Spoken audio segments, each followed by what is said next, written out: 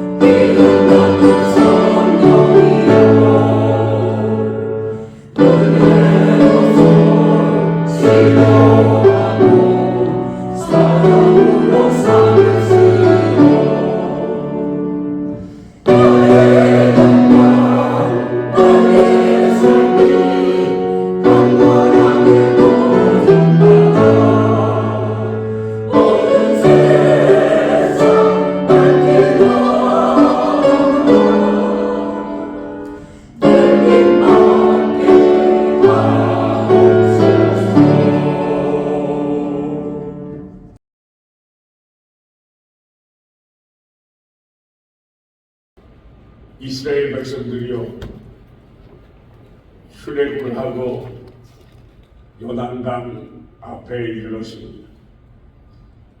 믿음의 발바닥으로 요단강 속으로 제사장들이 법궤를 메고 들어섬으로써 요단강 속에 감추어진 대로를 하나님께서 활짝 열어주시고 또 그 강 속에 그 대로를 깨끗하게 말려주셔서 그 누구도 걸어보지 못한 새 길을 가나안 복지를 그 요단강을 통해서 입성한 이스라엘 백성들은 요단강가 여리고 평야에 자그마치 200만 명에 가까운 수많은 이스라엘 백성들의 그 장막은 참으로 장관을 이루고 있었습니다. 포로되었던 애굽에서 탈출해서 광야에 있던 광야교회가 이제는 가나안 교회로 이전케 된 것입니다. 이스라엘 백성들이 기적적으로 요단을 통과했다는 소문은 순식간에 퍼져나갔고 아모리 족속과 가나안 족속들은 공포에 쌓이게 되었습니다. 본문 1절에 보니까 이들은 그 마음이 불 앞에 있는 초와 같이 녹아내렸고 정신을 잃었다고 기록합니다. 왜냐하면 자기들이 자기 국민들에게 설득하기를 우리들의 성이 견고할 뿐만 아니라 그 요단강의 물이 언덕까지 넘쳐 흐르는데 저들이 어떻게 요단강을 건널 수 있겠는가? 그러니 침입자들을 충분히 우리들이 막아낼 수 있다고 그렇게 다짐하며 그 백성들을 이렇게 권면했습니다. 그런데 이스라엘 백성이 요단을 건너게 되고 자기들이 믿었던 천연의 요새의 방어선이 뚫리게 될 때 그들의 간담이 녹아내리지 않을 수 없었던 것입니다. 정말 그 소문대로 자연을 섭리하시는 하나님이 이스라엘 편이로구나. 또 절대 능력의 신이신 하나님께서 이스라엘의 편이신 것을 저들이 깨달아 알게 될 때 아모리 족속의 왕들과 가나안 족속의 왕들이 혼비백산해서 정신을 잃게 되었습니다. 이때 하나님께서 2절 말씀에 여호수아에게 너는 부싯돌로 칼을 만들어 이스라엘 자손에게 다시 할례를 행하라는 명령을 내리셨습니다. 할례란 무엇입니까? 창세기 17장에 보면 아들을 낳으면 8일 만에 할례를 행하라고 했습니다. 하나님과 하나님의 백성 사이에 언약의 상징으로 남자 아기의 생식기의 표기를 잘라내는 의식이 할례식이었습니다. 그렇다면 하나님께서 왜 여호수아에게 민족적인 할례를 명령하셨겠습니까?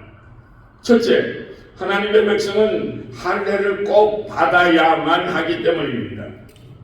선민이라 할례 없는 자가 있을 수 없는 법인데 광야 40년 동안에 그 할례를 받았던 이스라엘 모든 선민들은 광야에서 어떻게 됐습니까? 다 죽었습니다. 할례를 받았던 남자들이 다 죽었습니다.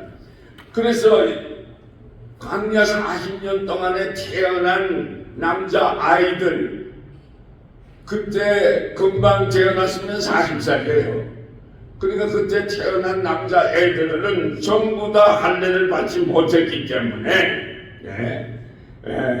진정한 선민이 될 수가 없어서 그 출애굽기 4장 24절에 보면 모세가 하나님의 명령을 거역하고 이방인인 모세의 아내 십보라가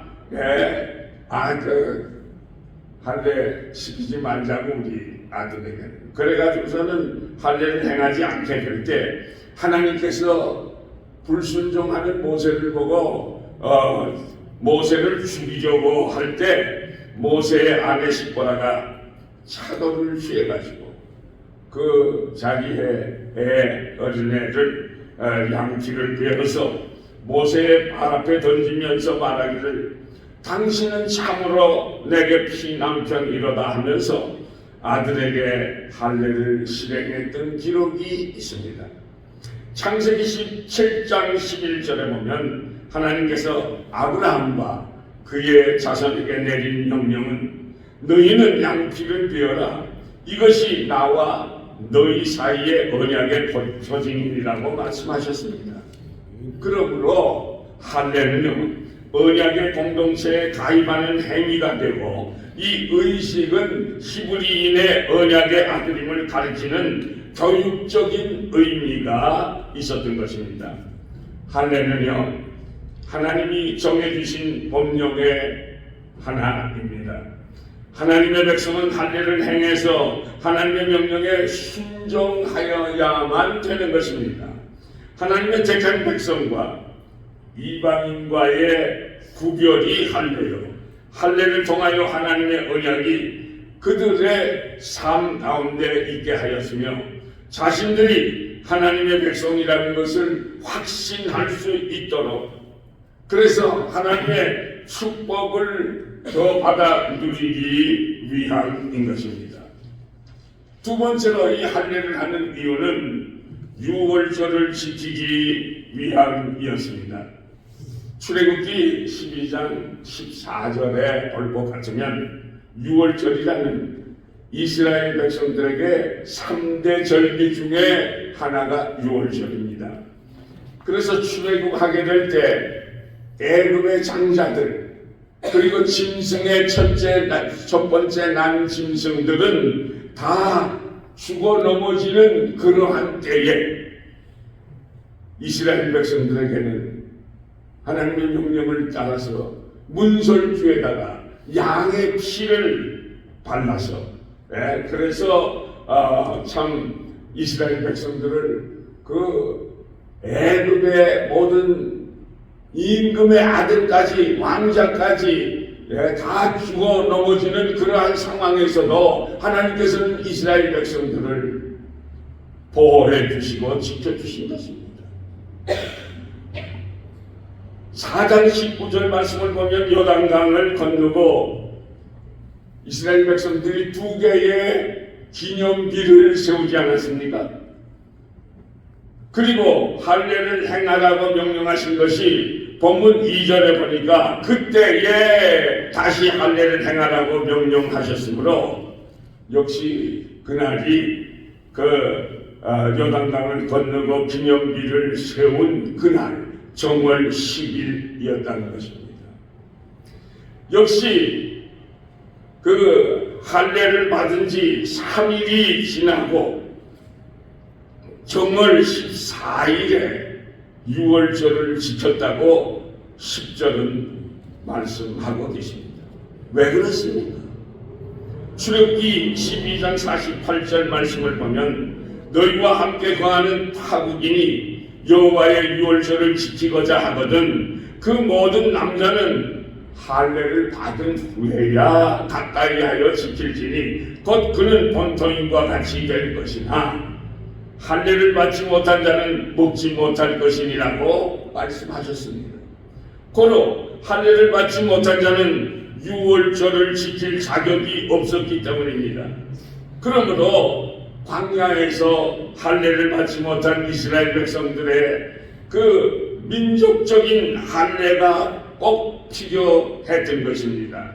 그러므로 민족적인 할례를 받고 6월절을 지키게 된 것입니다. 이 말씀 속에서 볼 때 참 할례는 어디서 행하여졌습니까?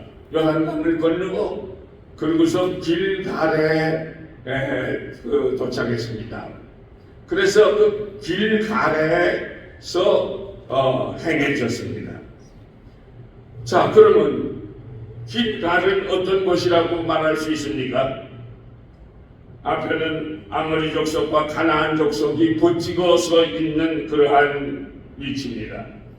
적을 대치하고 서 있는 싸움터입니다. 자칫하면 언제 적이 덤벼들지 모르는 거죠. 긴장과 위험이 쌓여있는 그러한 전쟁터입니다.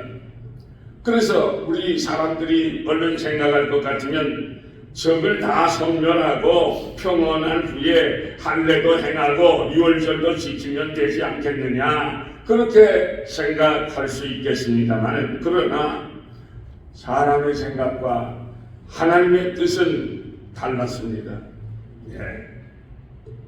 할례는 하나님의 정중한 하나님의 백성들과의 언약이요 하나님의 백성은 말씀에 즉시 순종하는 것이 더욱더 복된 일이기 때문입니다. 사랑하는 여러분, 교회에서 여러 분야에 봉사하여야 할 것이 많이 있기 때문에 종종 목사나 또 교회의 그 교역자들이 여러분들에게 권면을 하죠. 선교회의 활동이나 성가대에 조인해서 수고하세요. 각 부서에서 수고하실 것을 부탁드리고 그럴 때가 있습니다. 어떤 분은 그럴 때 이렇게 대답하죠. 제가 사업이 좀 안정된 후에 봉사하겠습니다. 또 어떤 분은 봉사해야죠. 제가 몸이 좀 약한데 건강이 회복되면 열심히 봉사하겠습니다. 그 외에도 어떠한 긴급 일 때문에 정리되면 교회를 해보겠습니다 라고 말씀들을 하십니다. 그러나 할례를 받아야 유월절을 지킬 자격이 있는 것처럼 교회에서 성도들은 어느 부서에서나 어디에서나 열심히 봉사를 해야 하나님의 더 큰 은혜를 받을 수가 있는 줄로 믿습니다. 출애굽기 12장 24절을 보니까 유월절은 이스라엘 백성이 영원히 지켜야 할 규례였다고 말합니다. 그런데도 애굽을 떠난 후에 민수기 9장에 보면 시내산에서 유월절을 지킨 후에 거의 40년 동안이나 유월절을 지키지 못했습니다. 또 할례도 행하지 못했으니까 당연히. 그리고 애굽에서 출애굽에서 떠나 얻은 그 많은 제1세들은 다 광야에서 죽었습니다. 그러니까 이제는 여호수아와 갈렙만 빼놓고는 다 할례 받은 사람이 하나도 없는 거예요. 그러기 때문에 민족적 그 할례를 행하라고 하나님께서 명령을 여호수아에게 하신 것입니다. 그래서 이스라엘 백성들이 요단강을 건너서 길갈에 진치고 하나님의 명령을 따라 유월절을 이제 지키게 된 것이죠. 애굽을 떠날 때에 지킨 유월절이 그들에게 애굽에서 구원을 얻는 그런 의미라는 뜻이 있었던 것처럼 이 길갈에서 유월절은 광야 40년 동안에 유리방망하던 그곳에서 해방돼서 고난과 고통 속에서 벗어나서 이제 정말 약속의 땅, 축복의 땅, 가나안 땅에 임했다고 하는 그런 의미가 되는 것입니다. 본문 9절에 보니까 길갈의 뜻은 애굽의 수치를 너희에게서 다 굴러가게 하였다는 뜻인데 모든 수치와 고난을 굴려보내는 유월절을 지키기 위해서는 할례가 꼭 필요한 것이었습니다. 세 번째, 참 할례는 우리의 심령에 회개의 칼질을 해야 한다. 마음의 할례를 받아야 한다 하는 것입니다. 신명기 10장 16절을 보면 그러므로 너희는 마음의 할례를 행하고 다시는 목을 곱게 하지 말라고 권고하셨습니다. 하나님께서는요 우리들의 마음을 들여다 보시는 분이십니다. 우리의 생각도 보시고 우리들의 삶도 다 보시고 우리의 위선도 우리의 거짓도 다 꿰뚫어 보시는 분이십니다. 하나님 아버지 앞에서는 우리들이 은폐시키고 거짓말할 수가 없습니다. 그러므로 눈에 보이는 표면적 할례도 중요하지만 그러나 이것보다도 내 속사람이 나의 자아를 칼로 찔러서 나의 심령에 상처를 내고 나의 삶이 근본적으로 변화되어져야 하는 것입니다. 그래서 나는 말로서만 회개한다고 하고 토한 것을 다시 핥아서 먹는 개와 같은 짐승과 같지는 않은지 우리는 하나님 아버지 앞에서 깊이 회개의 시간을 가져야 할 것입니다. 아니 내가 뭐 회개할 죄가 있어야 회개를 하지요. 이런 일들은 하나님을 실망시키시는 일입니다. 이런 사람은 하나님을 거짓말하는 자로 만드는 사람입니다. 예레미야 4장 3절에서 4절 보면 너희 묵은 땅을 갈고 가시덤불 속에 파송나지 말라. 유대인과 예루살렘 거민들아 너희는 스스로 할례를 행하고 너희 마음 가죽을 베고 나 여호와께 속하라고 하셨습니다. 여러분, 이것이 무엇을 뜻하고 있습니까? 묵은 땅은 인간의 완고한 마음을 뜻하고 있습니다. 차돌과 같은 뺀들뺀들한 마음을 그 해머로 까서 날카로운 쟁기로 파헤쳐서 말씀을 뿌리기에 알맞는 옥토로 새 땅으로 만들어야 한다는 것입니다. 가시덤불에 파종치 말라고 하는 것은 내 마음속에 뿌리를 받고 있는 죄악들을 가르치고 있습니다. 남을 시기하고 질투하고 남이 열심히 일하면 눈꼴 사나워서 안타까워하는 그런 죄악의 뿌리를 우리가 뽑아 버려야 하는 것입니다. 그래서 그것을 하나님 앞에 진정 우리들이 회개할 때 하나님의 놀라운 축복, 진정한 축복을 받게 되는 것입니다. 남을 없인 여기고 내가 가장 잘난 척하고 내가 가장 잘 믿는 척하는 그 교만의 요소들을 우리가 마음에서 뽑아 버려야 하는 것입니다. 남들에게 보이려고 하고 나 아니면 안 되는 줄 그렇게 알고 나의 마음에 미움과 교만과 분함과 죄악들로 가득 찬 것을 말씀의 병기로 찔러서 마음 가죽에 할례를 받아야만 된다 하시는 것입니다. 언젠가 어느 제 후교 역사였던 분이 저에게 책 한 권을 선물하셨습니다. 그 저자는 시카고에서 125명으로 시작해서 지금은 만여 명의 대교회를 성장시킨 윌러크릭 커뮤니티 절치의 담임 목사님이신 빌 하이벨 목사님이 쓰신 책입니다. 그 책의 제목이 뭔가 하면 Who you are when no one's looking. 그러니까 아무도 당신을 보지 않을 때 당신은 누굽니까? 라는 책자입니다. 여러분들, 우리들은 누가 볼 때는 가장 열심히 일하는 것처럼 보이려고 합니다.